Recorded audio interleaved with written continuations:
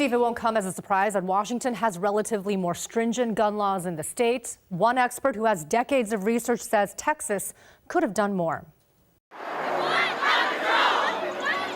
Students at Foss High School in Tacoma walked out of class on Thursday with messages like, "Am I next?" and "This is a school zone, not a war zone." They are refusing to be the next victims of a mass shooting. On one hand, we're heavily desensitized to it, but on the other hand, it cuts incredibly deeply. About 100 students joined the nationwide walkout. As a staff member, I would just like to say how encouraging it is to see students speaking their mind, but at the same time, it's like really discouraging that they have to. A call to action at a time of loss again.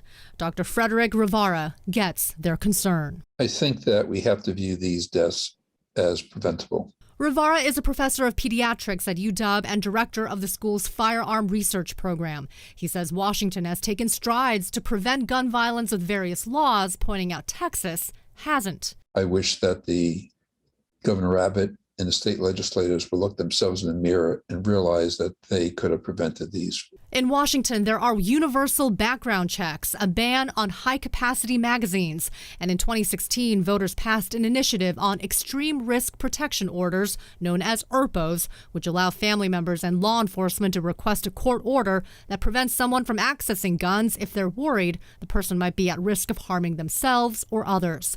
Rivara says it has helped prevent gun deaths. But we know that it has been underutilized. In King County, 70 or so ERPO petitions were filed each year on average, according to the prosecuting attorney's office. 34 filed so far this year. In 2020, it was 79. In 2019, it was 67. Should young children feel safer in Washington state versus other states because of the current laws in place?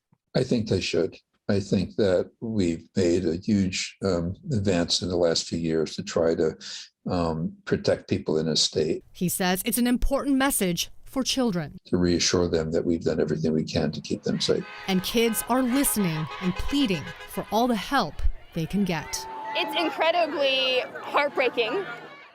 Another thing about ERPOs, they are also intended to help prevent suicides. Now, ERPOs require a hearing and are temporary, lasting up to 14 days. Back to you guys.